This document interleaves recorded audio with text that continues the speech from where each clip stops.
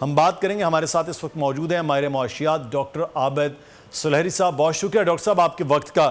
Doctor صاحب gas کی قیمتیں بڑھیں گی اور جو گردشی قرضے ہم نے پاور سیکٹر میں دیکھیں ان کو کم کرنے کا معاملہ ہے, لیکن پیرالل جو سیکٹرز ہیں جن پر ٹیکس نہیں لگایا گیا ہے اور جو ٹیکس کے بارے میں ابھی فیصلہ بھی نہیں ہو رہا, اس پر آپ کیا کہیں گے؟ ٹیکسز کا حجم بڑھانے کے لیے تو بہتر یہ ہے کہ باقی سیکٹرز بھی لائے جاتے ہیں. جی میرا خیال ہے کہ یہ ٹیکسیشن کا فیصلہ ہوگا, لیکن یہ صوبوں کی کنسلٹیشن کے بعد ہوگا. صحیح. اتفاق سے یہ ریئل اسٹیٹ اور یہ ریٹیلر یہ دونوں جو ہیں یہ صوبائی سبجیکٹ ہیں, پروونشل سبجیکٹس ہیں, تو ظاہر ہے کہ فیڈرل گورنمنٹ ڈائریکٹلی ان پہ ٹیکس امپوز نہیں کر سکتی.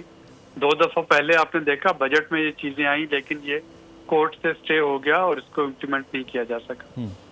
تو ڈاکٹر صاحب یہ گردشی قرضے کے حوالے سے کہتے ہیں کہ دوبارہ سے قیمتیں بڑھائیں گے. اگر گیس کی قیمتیں اسی طرح سے بڑھیں گی تو پھر انڈسٹری کے حوالے سے تو خاصی مشکلات بڑھ جائیں گی.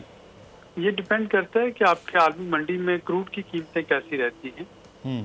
اگر تو خدا نخواستہ یہ مڈل ایسٹ میں جو اس وقت غزہ کا کرائسس ہے یہ ایگریویٹ ہوتا ہے اور اس کا کوئی سپلائی چینز پہ اثر آتا ہے, تو ظاہر ہے کہ مہنگی گیس اور مہنگا کروڈ مل رہا ہوگا, قیمتیں لامحالہ پاکستان میں بڑھانا پڑیں گی.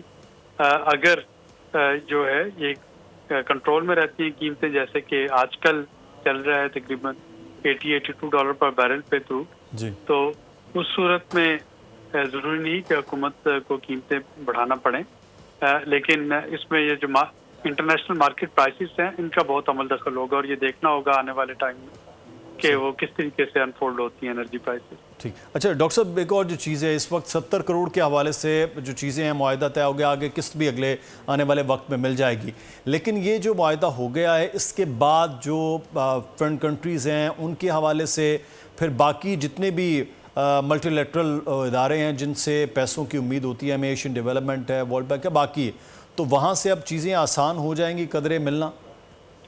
کافی حد تک بہتری آ جائے گی. ایک تو پاکستان چونکہ IMF کے امبریلا میں ہوگا, پاکستان سے ایکسپیکٹ کیا جا رہا ہوگا کہ یہاں پہ ایک معاشی جو ہے پروڈنس وہ پاکستان میں ہوگی, اور دوسرا جب آپ IMF پروگرام میں جاتے ہیں تو آپ کی کریڈٹ ریٹنگ بہتر ہو جاتی ہے, اور کریڈٹ ریٹنگ بہتر ہونے سے بھی آپ کے پاس بائی لیٹرل اور باقی جو سورسز آف فنڈنگ ہیں ان میں قدر فلو بہتر ہوتا ہے. اور یہ جو IMF میں جانے کی شرط تھی, یہ تو پورا سال ہم اس کو دیکھ چکے ہیں کہ ایون دوست ممالک بھی اب اپنی فنڈز رول اوور کرنے سے پہلے یہ شرط رکھتے ہیں کہ پاکستان کو IMF پروگرام میں ہونا چاہیے. اچھا ڈاکٹر صاحب یہ بھی بات کی شمشاد اختر صاحبہ نے بھی کی کہ اگلے آنے والے وقت میں مہنگائی میں کمی ہوگی. جو اس وقت سچویشن ہے, مہنگائی میں کمی کس طرح سے ہو سکتی ہے, اس کا تھوڑا سا کلیئر کیجیے گا. مہنگائی میں کمی جو ہے وہ اگر آپ کا روپیہ مستحکم ہوتا ہے تو مہنگائی میں فرق آئے گا, کیونکہ IMF کے پروگرام کے نتیجے میں جو آپ کو ڈالرز مل رہے ہوں گے یا جو باقی ڈالر انفلو ہے وہ روپے کو سٹیبل کرے گا, اور اگر روپیہ سٹیبل رہتا ہے تو جو امپورٹس ہیں ساری وہ ظاہر ہے کہ آپ کی کرنسی اس میں اسٹرینتھ ہوتی ہے, اور آپ کو امپورٹس جو ہیں وہ کمپیریٹیولی سستی مل رہی ہوتی ہیں, اور یہ وہ ایک انڈائریکٹ بینیفٹ ہوگا جو کہ پاکستان کنزیومر کو کیا جا رہا ہوگا. تو جو امپورٹ کے حوالے سے اب یہ بھی کہا جا رہا ہے کہ امپورٹ پر کٹ ہوا ہے جس کی وجہ سے یہ چیزیں رکی ہیں. اگر امپورٹ اسی طرح سے واپس آتی ہے جو پچھلے ہم نے 1.5-2 سال پہلے امپورٹ دیکھی ہیں, تو پھر سچویشن ڈیفیسٹ کا ہوگا آپ سمجھتے ہیں؟ تھوڑا سا فرق تو پڑے گا روپے پہ, لیکن اگر اس کے ساتھ ساتھ جو ڈالر کی ہولڈنگ, اسمگلنگ اور جو ڈالر کا مس یوز جو ہو رہا تھا, پینک بائنگ, اگر وہ اسی طریقے سے کنٹرول رہتی ہے جیسے کہ آج کل ہے, تو پھر بہت زیادہ فرق نہیں پڑنا چاہیے, چونکہ ایک طرف آپ کے پاس انفلو بڑھ رہا ہوگا ورلڈ بینک سے, IMF سے, ایشین انفراسٹرکچر ڈیولپمنٹ بینک سے, اور دوسری طرف امپورٹ اگر کھولی جاتی ہیں تو جو آپ کی جائز ڈیمانڈز ہیں اس طرف امپورٹ کی ریکوائرمنٹ وہ تو میٹ ہو سکتی ہیں, لیکن جب وہ پینک بائنگ یا ذخیرہ اندوزی کا سلسلہ بن جاتا ہے ڈالر کا, تو اس کے لیے ظاہر ہے کہ وہ انفلو کافی نہیں ہے ڈالرز کا, تو اس کو سنبھالنا ہوگا.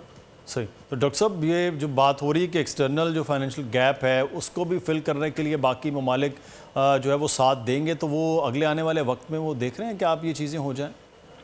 انشاءاللہ الیکشنز کے بعد ظاہر ہے کہ یہاں پہ ایک پرماننٹ گورنمنٹ ہوگی, اور جو آپ کے دوست ممالک ہیں، ایک تو IMF کا فیکٹر، دوسرا الیکشن کا فیکٹر، تو اس کی وجہ سے اعتماد سازی کافی بہتر ہو چکی ہوگی، اور جو ایکسٹرنل فنانسنگ ہے وہ اتنی مشکل نہیں رہے گی۔ صحیح، بہت شکریہ ڈاکٹر عابد سلیہری صاحب۔ سبسکرائب کریں اور بیل دبائیں تاکہ کوئی خبر رہ نہ جائے۔